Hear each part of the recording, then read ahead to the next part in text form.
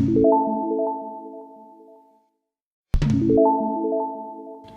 Everyone, आज हम करने जा रहे हैं पैस की रिवीजन से रिलेटेड जो क्विज हुआ था उसके क्वेश्चंस का सॉल्यूशंस। तो आइए स्टार्ट करते हैं फर्स्ट क्वेश्चन से। समीकरण प्रणाली x minus y is equal to 2 अते x plus y is equal to 4 द हल है। The solution of the equation this is, इनमें से कौन सा ऑप्शन सही है, मतलब कौन सा आंसर है जो इन चार ऑप्शंस में से सही होगा, तो वो हम पता करेंगे। तो देखिए हमारे पास यहाँ पर एक दिया हुआ है x minus y is equal to 2, एक समीकरण, एक इक्वेशन। दूसरी है x plus y is equal to 4। इनको सॉल्व करने के हमारे पास चार मेथड हैं। तो एक होता है सब्स्टिट्यूशन, प्रतिस्थापन विधि, एक होता है एलिमिनेशन, विलोपन विधि, क्रॉस मल्टीप्लिकेशन विधि, और एक है आपके पास ग्राफिकल मेथड। तो इन चारों मेथड में से कोई भी एक मेथड अप्लाई करो और x और y की वैल्यू पता करो। तो सबसे इजी मेथड जिसको माना जाता है, जो और बच्चे भी जिसको पसंद करते हैं, वो है विलोपन विधि, मतलब एलिमिनेशन मेथड। उसके लिए क्या करना होता है, x का गुणांक देखो वो सेम करना होता है। यहाँ पर ऑलरेडी सेम है, 1 1 है, राइट। नेक्स्ट क्या करते हैं, सेकेंड स्टेप, इनके साइन चेंज, प्लस है तो ये बन जाता है माइनस, प्लस है तो माइनस, प्लस है तो माइनस, कुछ इस तरह से।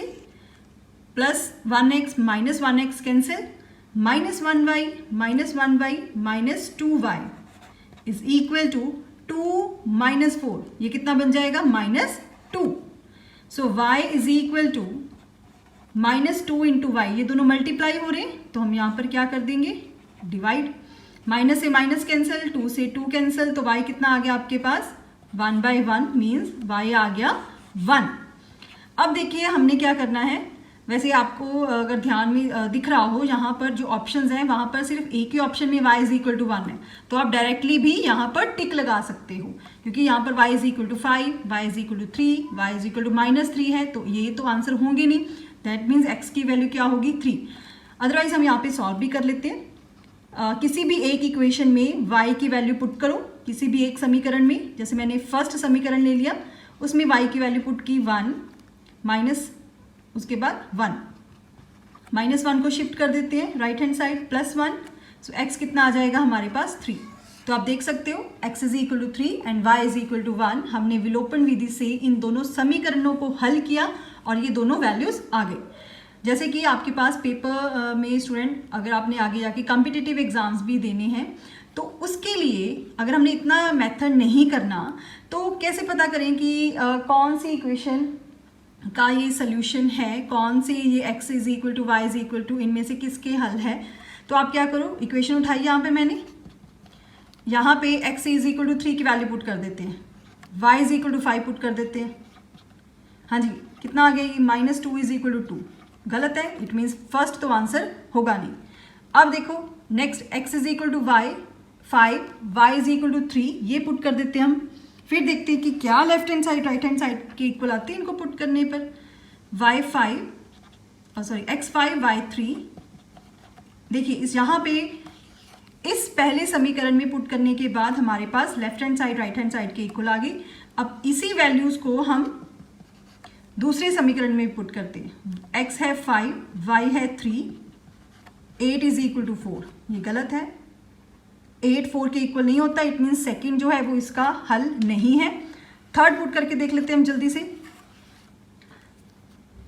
थर्ड जो आंसर भी है हमारे पास, x minus y is equal to 2, x3 y1, 2 is equal to 2, ये सही हो गया।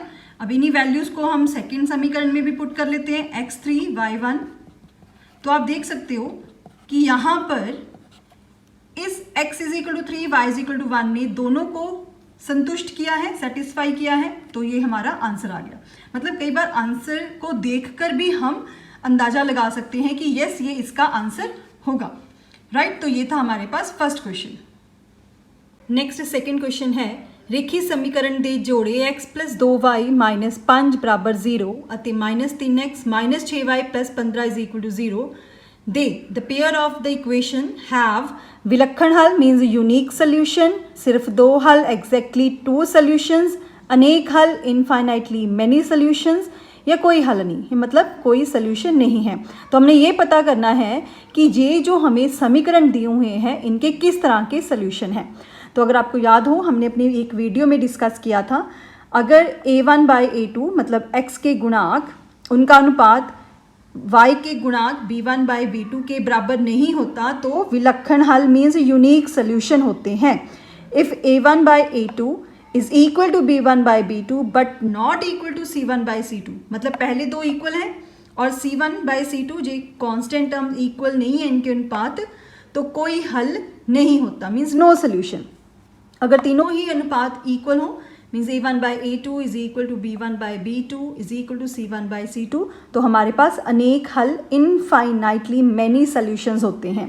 हाँ जी, a1 a2 आपको पता लग गया होगा, x के गुणांक हैं, b1 b2 y के गुणांक, c1 c2 आपके पास यहाँ पर अचल पद कांस्टेंट टर्म है।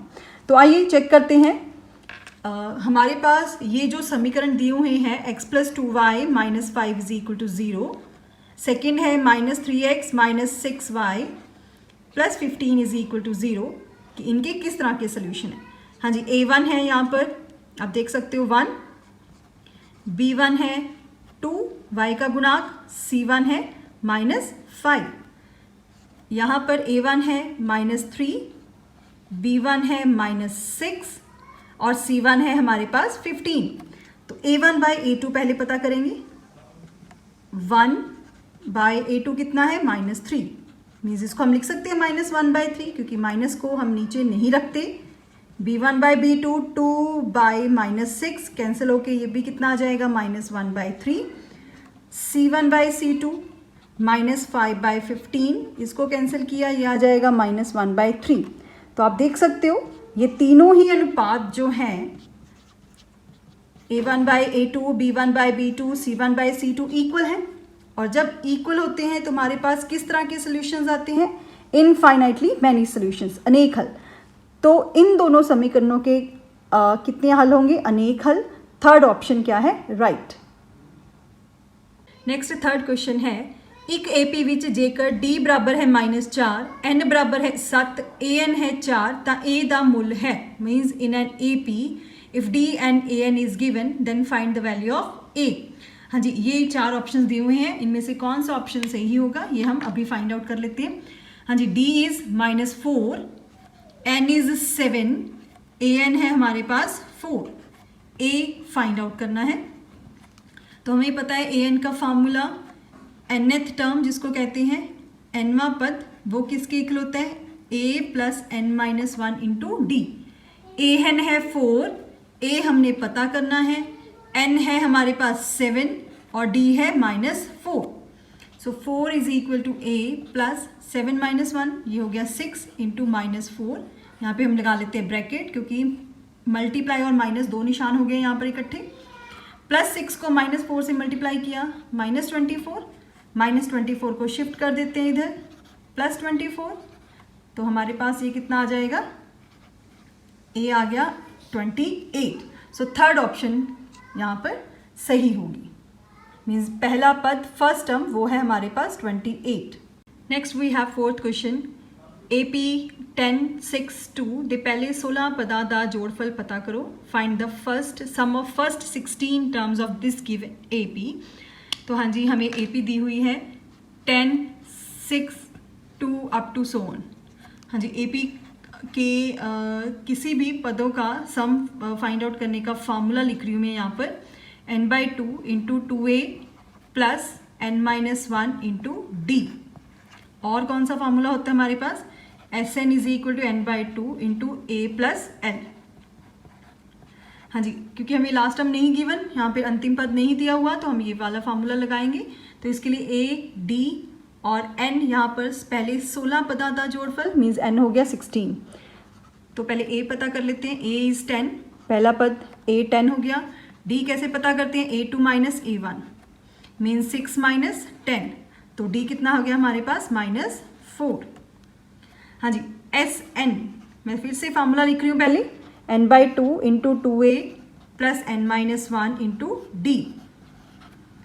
S16 पता करना है, n को 16 पुट किया, 16/2, 2A, A है 10, n है 16 और d है हमारे पास -4. सो s 16/2 8 कैंसिल होके 2 1 ज़ा 2, 2 8 ज़ा 16, 2 इंटू 10 ये बन जाएगा 20, 16 - 1 ये आ गया 15 इंटू -4. हाँ जी, s 16 this is equal to 8, 20 plus 15 को -4 से मल्टीप्लाई किया -60. So s 16 is equal to 8 into minus, ये हमारे पास 60 था तो -40.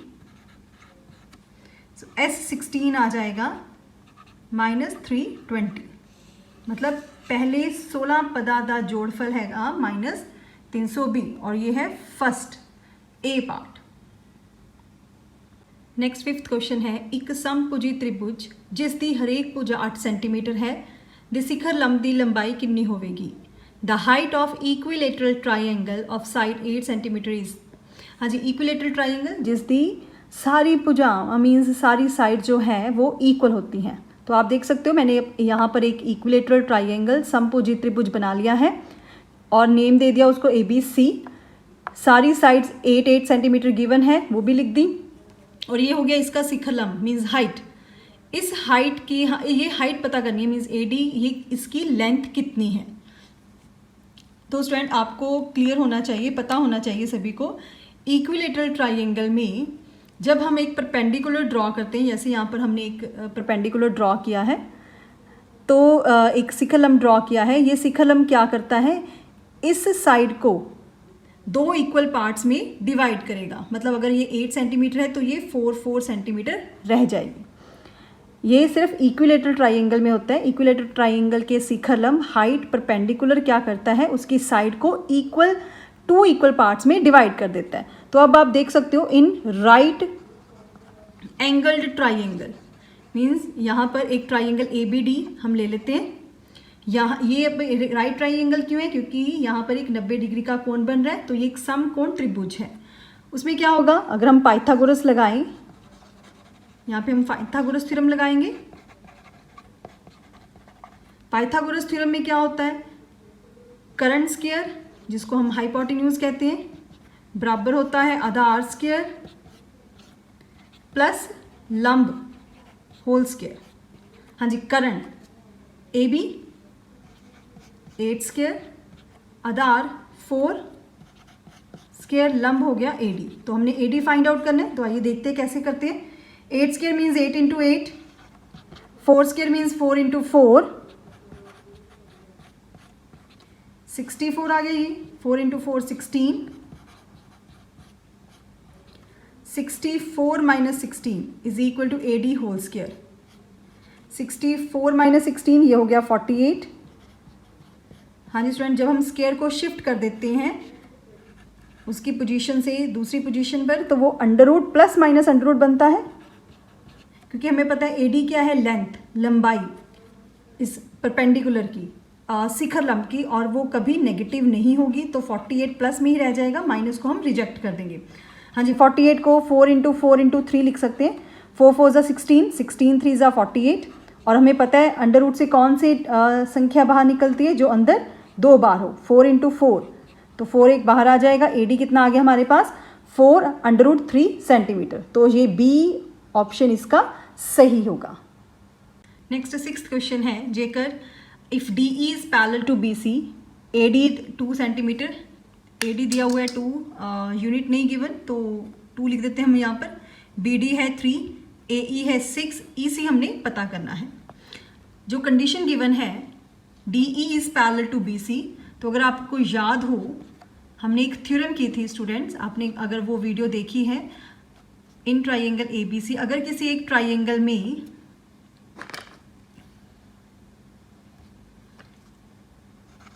एक लाइन, जहाँ पर जो लाइन है DE ट्राइंगल की किसी एक साइड के साथ समांतर हो, पैरेलल हो, तो हम वहाँ पे BPT लगा सकते हैं. Therefore by BPT basic proportionality theorem, समान अनुपातता प्रमेय, वो क्या कहता था, AD by BD means AD by BD वो किसके इक्वल होगा, AE बाय EC के. ये कब लगा सकते हैं हम, अगर हमें समांतर गिवन हो. AD है 2, BD है 3, AE है 6, EC हमने पता करना है। यहाँ पे अब हम क्रॉस मल्टीप्लाई कर देंगे, मीन्स 2 इंटू EC, 6 इंटू 3। सो EC के साथ 2 मल्टीप्लाई हो रहा है तो इसको हम शिफ्ट कर देते हैं राइट हैंड साइड, ये कैंसिल हो जाएगा। 2 इंटू 2, 2 3 ज़ा 6, 3 इंटू 3 कितना आ गया ये 9। सो EC हमारे पास कितना है 9, EC, तो ए ऑप्शन इसका सही होगा। 7th क्वेश्चन है, जेकर आंकड़ियां x, x+3, x+6, x+9 ਅਤੇ x+12 ਦਾ अंक गणितिक मध्यमान 10 है तो x का मूल्य की होगा। 4 ऑप्शंस दिए हुए हैं 1, 2, 6 एंड 4। कौन सा आंसर इसमें सही होगा? तो हाँ जी, मैंने मध्यमान का फार्मूला लिख दिया है। मध्यमान किसके बराबर होता है? मीन कहते हैं जिसे, सारे प्रेक्षणों का जोड़ वटा प्रेक्षणों की कुल संख्या। Mean is equal to sum of all observation divided by number of observation. हाँ जी, यहाँ पे हमें मध्यमान गिवन है, वो कितना है 10, तो उसके प्लेस में मैंने 10 लिख दिया।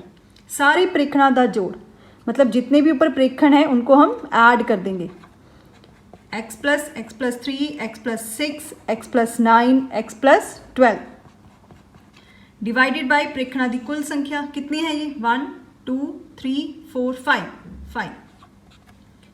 अब इस 5 को 10 से मल्टीप्लाई कर देते हैं क्योंकि हमें x की वैल्यू चाहिए। कितनी x है? 1x, 1x, 1, 2, 3, 4, 5, तो 5x आ जाएगा। 6 + 3 9, 9 + 9 18, 18 + 12 ये आ जाएगा 30। 10 इंटू 5 50, 30 को इधर शिफ्ट किया -30 इज इक्वल टू 5x, ये बन जाएगा 20। 5 इंटू x है, ये मल्टीप्लाई हो रहा है 5, इधर आके डिवाइड हो जाएगा तो x की वैल्यू कितनी आ गई 4। तो देखिए कौन सा ऑप्शन सही है? डी पार्ट, ये सही है। 8th क्वेश्चन है, आंकड़ियां दी मध्यिका की होएगी। आंकड़े हैं 13, 15, 16, 17, 1, 20, इनका मीडियन फाइंड आउट करना है।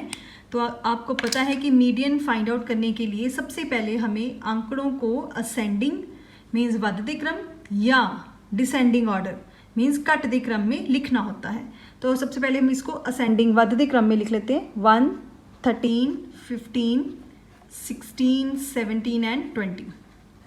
ठीक है जी, बहुत ही इजी तरीका क्या है कि आप ऐसे कैंसिल करना शुरू कर दो, एक आगे से एक पीछे से, एक आगे से एक पीछे से। हमारे पास यहाँ पर अगर एक रह जाता, कोई भी एक संख्या रह जाती तो वो मध्यिका होती। अब यहाँ पर हमारे पास 2 संख्याएं हैं, 2 संख्याएं रहेंगी तो मध्यिका कैसे पता करनी है? इन दोनों संख्याओं का मध्य वो कैसे होगा? इनको जोड़ करके 2 से डिवाइड कर दो, तो ये हमारे पास क्या आ जाएगा 31/2। सो मध्यिका कितनी आ गई हमारे पास 31/2, राइट। अगर यहाँ पर स्टूडेंट कैंसिल करने के बाद सिर्फ एक संख्या बच जाती तो वही हमारे मीडियन होता, मध्यिका होती। अगर 2 संख्या बच रही है तो आप क्या करो, उन दोनों को जोड़कर 2 से डिवाइड कर दो तो वो हमारे पास आंसर आ जाता है। 9th क्वेश्चन है, 2 घाती समीकरण के मूल हमेशा the roots of the quadratic equation जो दी हुई है 5x² - 4x + 5 = 0 आर वास्तविक अते समान मीन्स रियल एंड इक्वल, वास्तविक अते असमान real and unequal means unique, वास्तविक नहीं नॉट रियल। तो ये जो मैंने यहाँ पर साइड पे लिखा है, ये मूल किस तरह के होंगे वो रिजल्ट्स हैं वो पता लग जाते हैं। जैसे यहाँ पे 2 घाती समीकरण लिख दी है तो उसके लिए सबसे पहले हम डी पता करते हैं, मूलों की प्रकृति को पता करने के लिए मूल किस तरह के होंगे। डी जो कि किसके इक्वल होता है b² - 4ac। b है यहाँ पर x का गुणांक, a है यहाँ पर x² का गुणांक और c constant term. If d is equal to 0 तो रूट्स जो हैं वो रियल होंगे और इक्वल होंगे मीन्स वास्तविक और मूल समान होंगे। If d is greater than 0 तो रूट्स जो है वो रियल होंगे लेकिन डिस्टिंक्ट अलग अलग होंगे, मतलब यूनिक होंगे, वास्तविक अते अलग अलग मूल। If d is less than 0 मतलब अगर d नेगेटिव आ जाता है तो कोई रियल रूट नहीं होगा, कोई वास्तविक मूल नहीं होगा। तो आइए स्टार्ट करते हैं। जो हमें 2 घाती समीकरण दिया हुआ है उससे 5x² - 4x + 5 = 0। a यहाँ पे है 5, b है -4 और c है 5। तो सबसे पहले हम क्या पता करेंगे d, जो कि किसके इक्वल होता है, b square minus 4ac means minus 4 square, b है -4 तो -4 स्क्वायर -4a है 5, c हो जाएगा 5।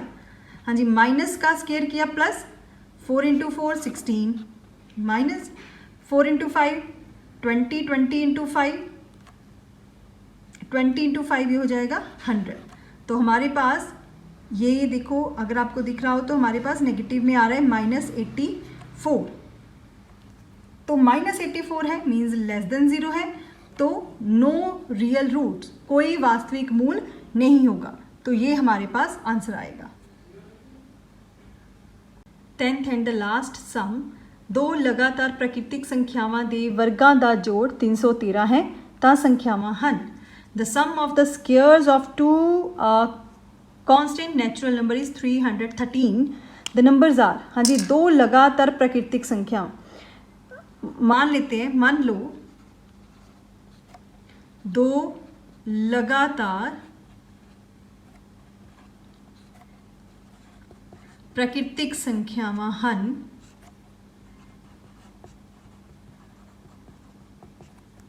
x अते x + 1।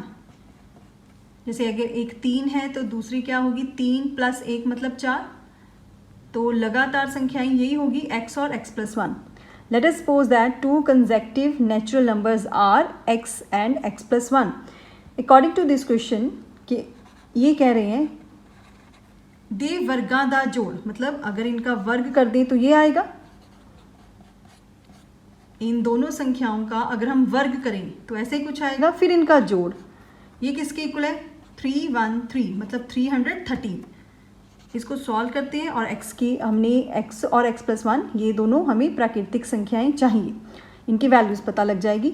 यहाँ पे लगेगा a + b होल स्क्वायर। हाँ जी, a + b होल स्क्वायर किसके इक्वल होता है, a square + 2ab + b square. तो मैंने उसका फार्मूला भी लिख दिया, means x square + 2ab + b यहाँ पे है 1 square. So x square plus x square plus 2x plus 1 is equal to 313. 2x square plus 2x plus 1, 313 को इधर ले आते हैं -313। So 2x square plus 2x minus 312 is equal to 0। यहाँ से 2 कॉमन निकाला, क्योंकि मुझे लग रहा है कि यहाँ पे तीनों के साथ 2 है तो मैंने 2 यहाँ पे कॉमन निकाल लिया। तो ये आ जाएगा 156। 2 जो मल्टीप्लाई हो रहा है 0 के साथ डिवाइड हो जाएगा कुछ इस तरह से। 0/2 क्या होता है, वो 0। अब इसको हम जो हमारे पास 2 का 3 समीकरण है इसको हल करते हैं, सॉल्व करते हैं। हाँ जी, गुणनखंडीकरण विधि से या 2 का 3 सूत्र से, किसी भी मेथड से आप इसके x के यहाँ पे मूल निकाल सकते हो। तो यहाँ पे क्या आएगा हमारे पास, मैं यहाँ पे गुणनखंडीकरण मेथड लगा रही हूँ। मुझे पता है कि +13x और -12x ये बन जाएगा +1x, +13 को -12 से मल्टीप्लाई करेंगे तो -156 भी बन जाएगा। हाँ जी, इन दोनों में से x को कॉमन निकाला, x + 13, यही x + 13 हम यहाँ पे लिखेंगे -12। सो x + 13 एंड x - 12। तो x + 13 एक बार 0, एक बार x - 12 एक बार 0। सो x आ जाएगा -13, a का x आ जाएगा 12। क्योंकि x जो था वो प्राकृतिक संख्या थी, तो प्राकृतिक संख्या तो कभी नेगेटिव होती नहीं है। इट मीन x = -13 होगा नहीं। x क्या आ गया हमारे पास 12। अगर x 12 है मीन्स अगर ये संख्या 12 है तो ये कितनी हो जाएगी, 12 + 1 मीन्स 13। तो हमारा आंसर है 12 एंड 13। अब देखिए ऑप्शंस में, यस फर्स्ट ऑप्शन इसकी सही होगी, 12 एंड 13। तो ये थे स्टूडेंट हमारे पास जो अभी क्विज किया था, उस क्विज के क्वेश्चंस के सॉल्यूशंस आप इनको अच्छी तरह से समझ सकते हो। और जो अब आपके 21 सितंबर से पेपर स्टार्ट होने हैं, ये उनमें से हो सकता है कि कोई क्वेश्चन इसमें से रिपीट हो जाए। तो इन सभी 10 क्वेश्चंस को अच्छी तरह से समझ के अपनी कॉपी पर नोट डाउन करो और इनकी प्रैक्टिस करो। Thank you.